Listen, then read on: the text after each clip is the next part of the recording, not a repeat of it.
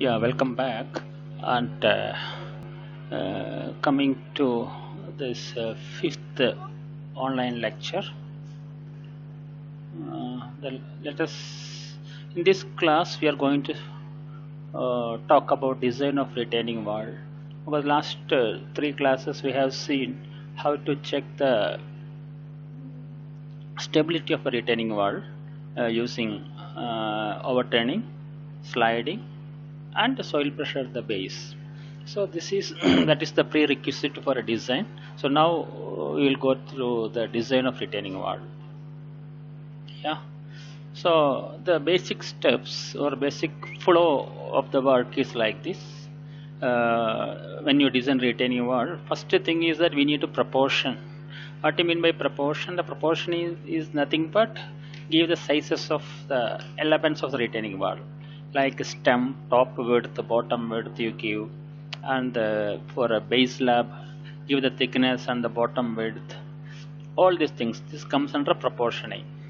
So this is what the first step we need to do, and another after that, once this proportioning is over, we'll go for the stability check, because once the proportioning is over, you will be knowing the complete measurements of the retaining wall, right? So with that, and will be having the loads. Using that, you do the stability check.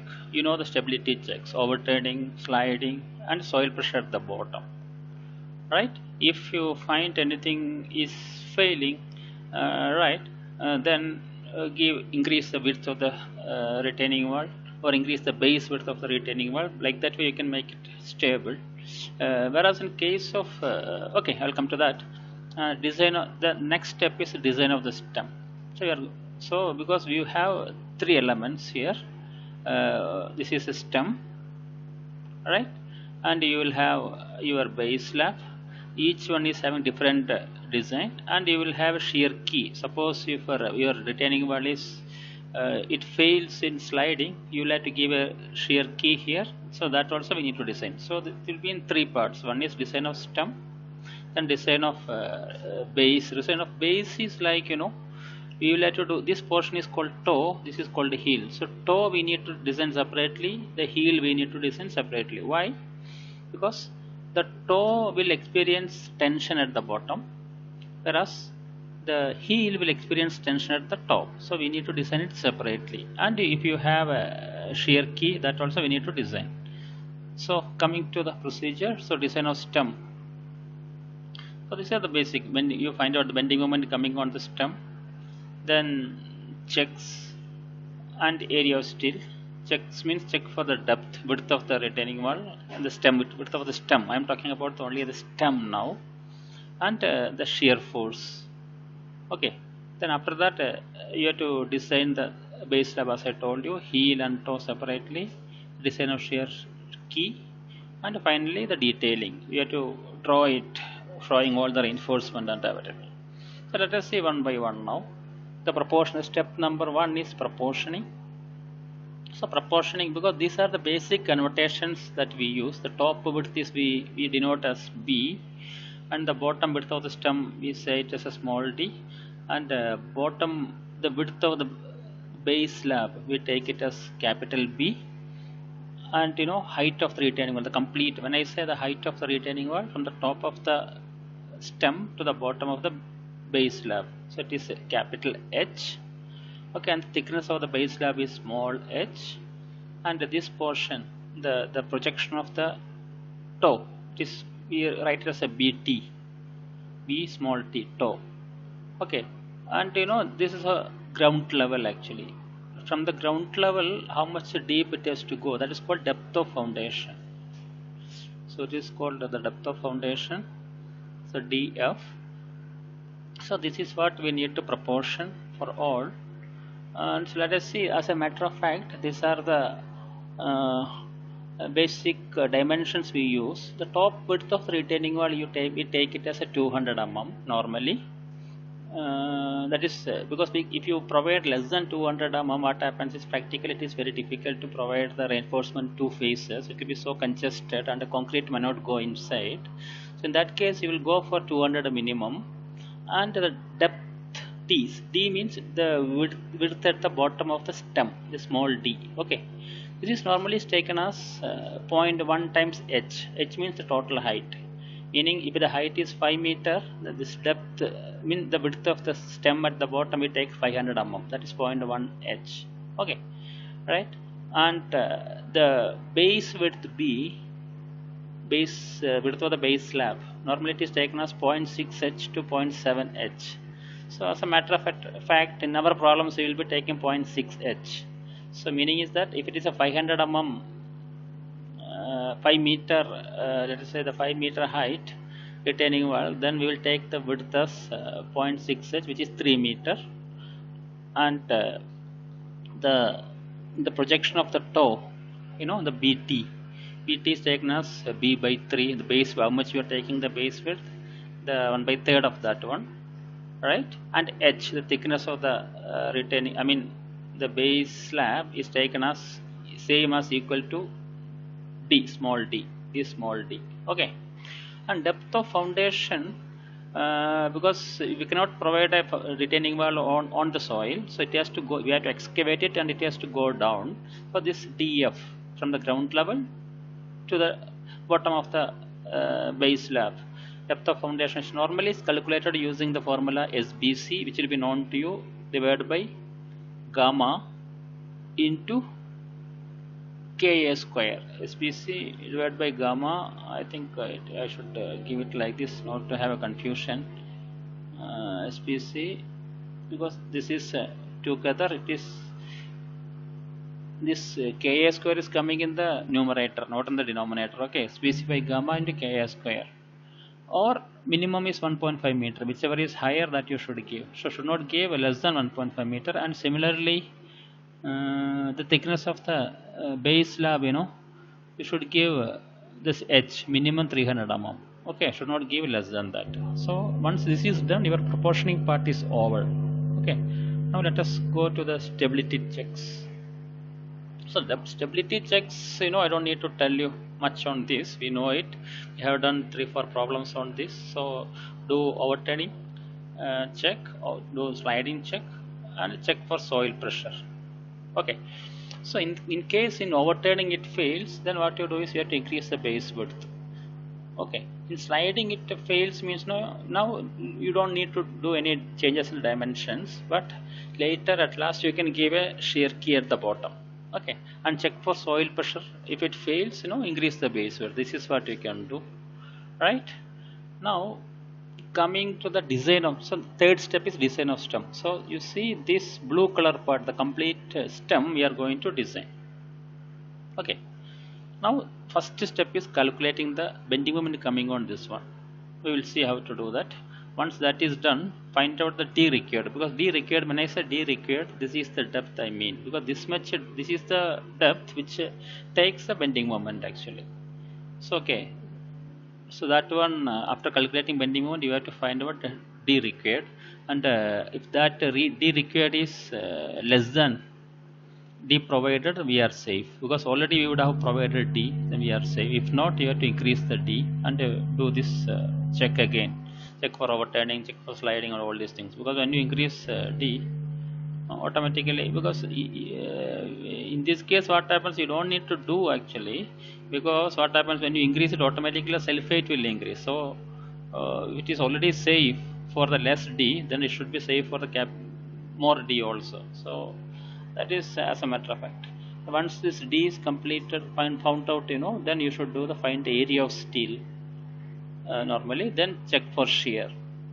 Okay, this is the basic steps. So let us just go, how do we find out calculate the bending moment. So here, so I want to emphasize one thing here. When we are finding out this overturning moment, so you will take h complete, because pressure diagram will be like this. Okay, because this is applicable for the whole retaining wall. But when you find out the moment, because we want the bending moment at this location, okay, at the stem joint only, stem and this joint only. So you see your height of pressure diagram will be only up to this only. So you need to consider the soil pressure up to this only.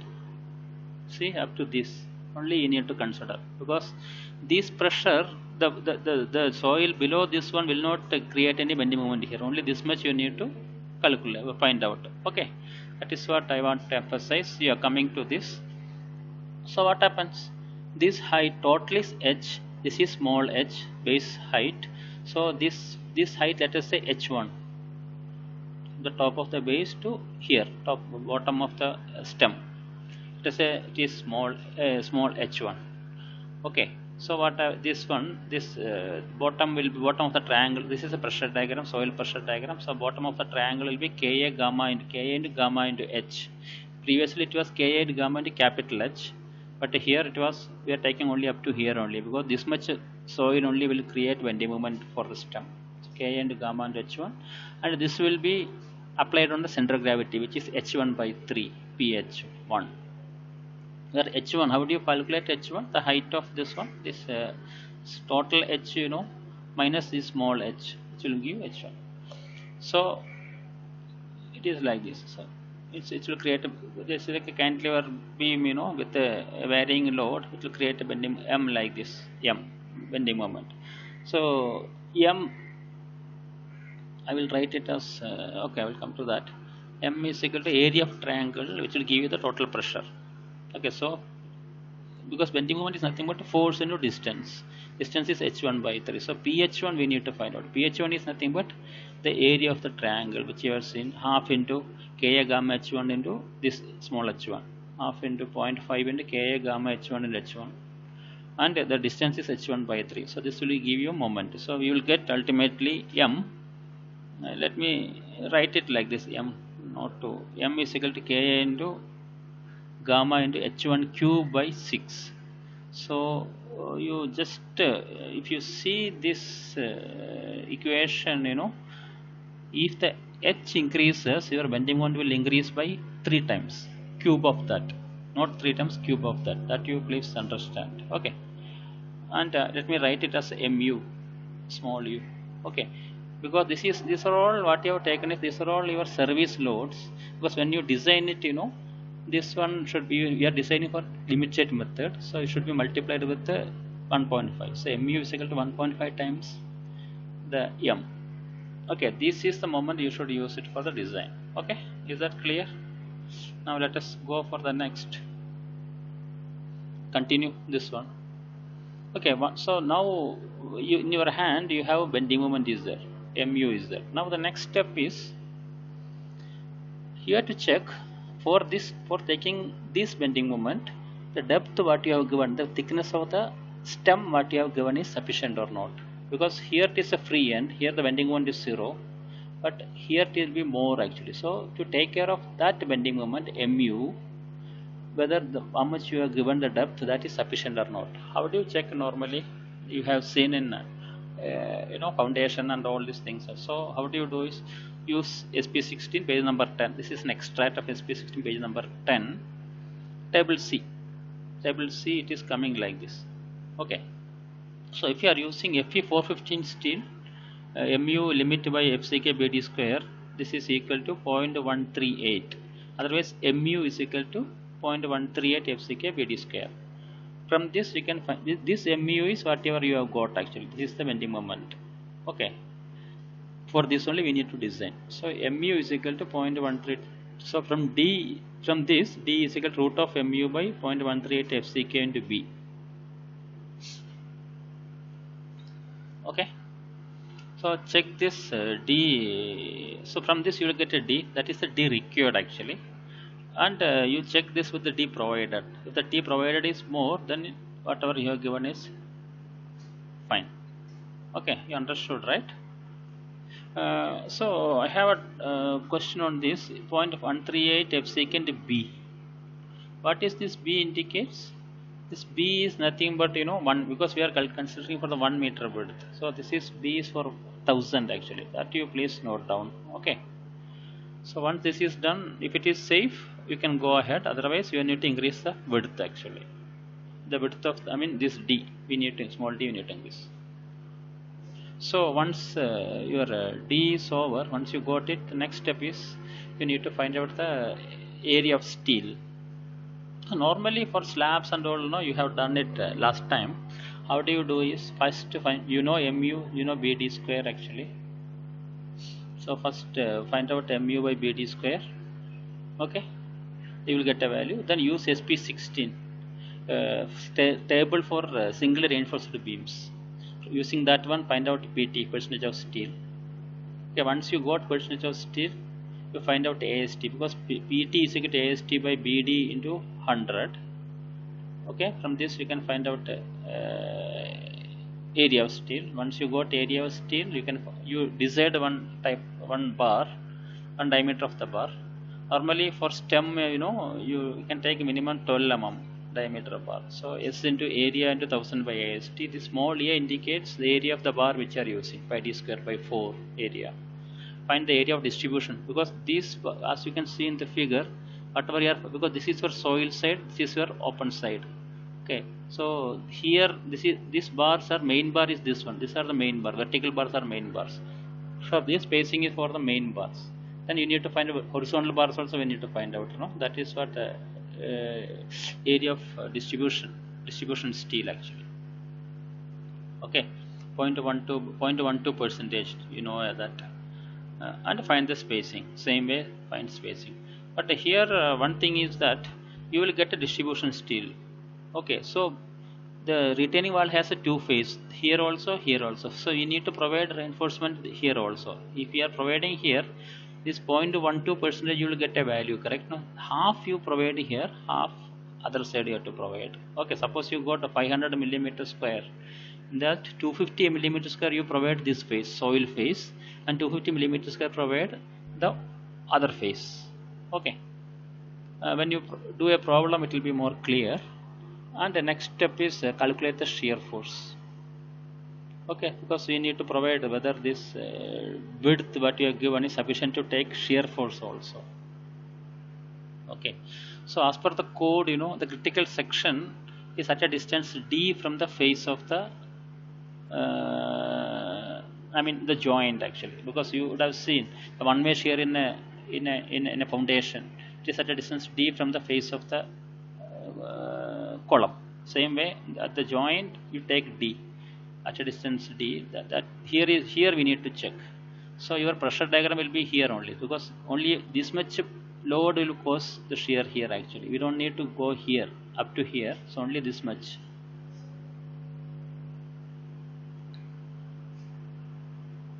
Okay, so this height will be, because from here to here it will be h1 minus h1, so this will be h1, this is d, so h1 minus d.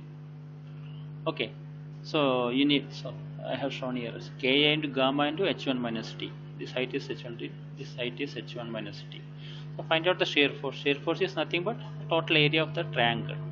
So shear force V is equal to 0.5 into B, Ka gamma into h1 minus d into h1 minus d. Okay, V is equal to 1. So once you got this one, V, you got it, that is a service with the service load. So you multiply with 1.5. So that is the load shear force we need to consider for the design.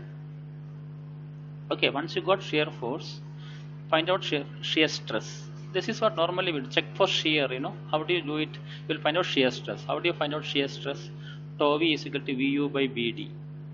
Okay, in our case, you see here, this is 1 meter width you are taking.